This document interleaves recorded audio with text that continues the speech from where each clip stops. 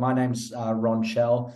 I'm the CEO here of the National Pickleball League of Australia, I should say for now. I was previously working in sports betting for the last 7 years, and for 4.5 of those years, it was actually in the US, based out of both New York and Denver. Last year, I was, privy to watching this insane growth that we've all seen and has all spurred us on to look more and to invest more and to work in the pickleball space. But I just saw it firsthand, people that never played the sport before, people of all ages, the millennial demographic suddenly becoming, the biggest participants in the sport. And then when I came back to Australia in November last year, it prompted me to look into the landscape here, what was available from leagues and tournaments, what was being done to grow, enhance, and market the sport.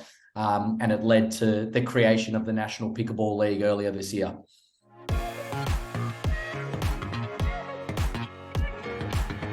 It is a journey and it is a challenge to bring in a completely new sport. 99% of people you would speak to in Australia, at least 6 months ago when I started, wouldn't have played pickleball for sure. And maybe 90% wouldn't have even heard of it. Or if they say they heard of it, they've actually confused it with another sport. So you've got two separate challenges here. You've got obviously growing a business and a league that we need to do, and that's our aim, as the National Pickleball League. But you also have this whole challenge for the country and for every single company in the space, which is to help grow the sport.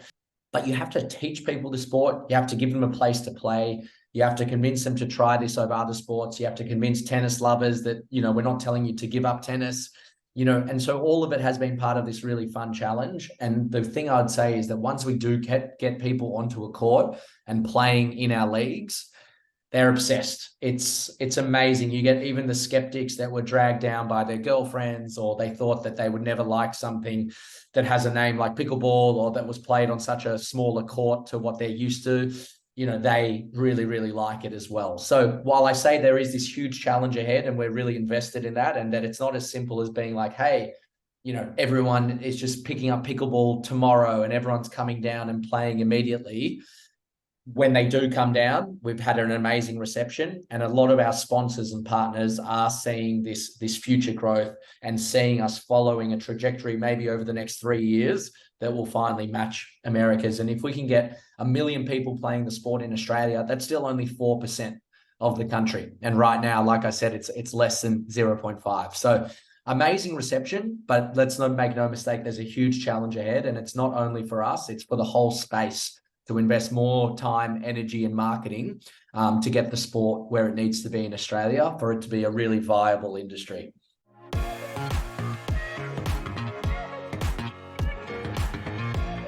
You could say this about every single company in today's day and age, but you live and die by your brand and the perception of your brand, whether it's right or it's wrong. And so the first investment, one of our owners here at NPL, is a creative genius, and he really is the head of the brand. I definitely provide input, but without him, we wouldn't be able to, create a brand, from scratch over the last 6 months. I think the key things behind the brand was that we wanted to be both premium and fun. And that's a hard balance to draw, but it's really important to us that we're not just seen as a place to try and learn pickleball and it's fully just social leagues.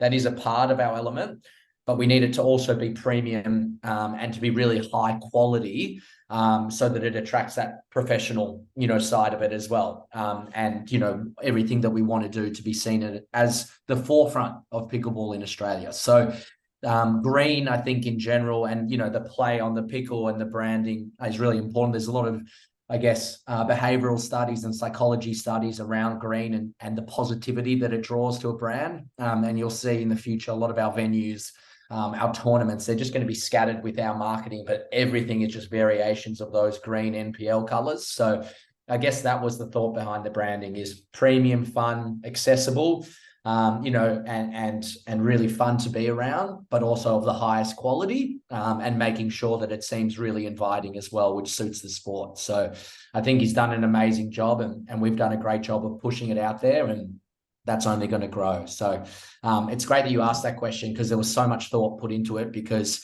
one of the things I think that people struggle with is the name, pickleball, if they think it might not even be a real sport until they play it. So how do you take the fun of that we don't want to lose, but also make it seem, hey, this can be a serious thing that's going to take over the world eventually. And so that was the challenge when starting the branding for NPL.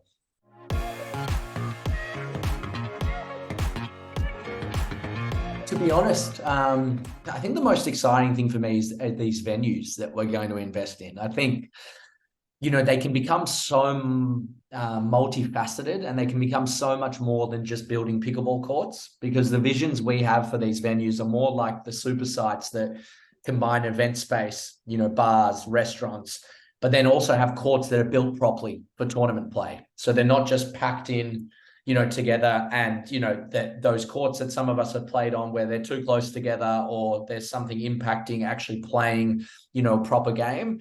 We actually want to combine the best of having tournament, courts that have grandstand seating around them, but they also become aspirational venues where you do want to hang out socially, where you do want to come and play pickleball, where you do want to take your corporate Christmas party, where you do want to send your friends there and you're proud of hanging out there on the weekends or after work. So to me, being able to create something like that brings so many demographics together, that I think we'll start to see at our venues, while also being able to grow the brand of our league, which is obviously really important, I think is such a unique space to enter. And there's a reason people don't enter it. Property is expensive, real estate is difficult.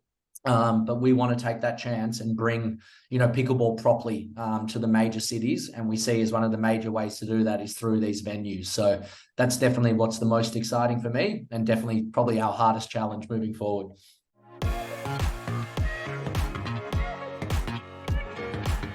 We see so much potential in a lot more synergy internationally. We are going to really invest in Australasia as well to begin. There's such huge pickleball markets that are untapped in India, Singapore, Taiwan, and all these places, Indonesia, Thailand. But then even more than that, we do see the US or North America always potentially, at least to begin, being the pinnacle, where the best players are.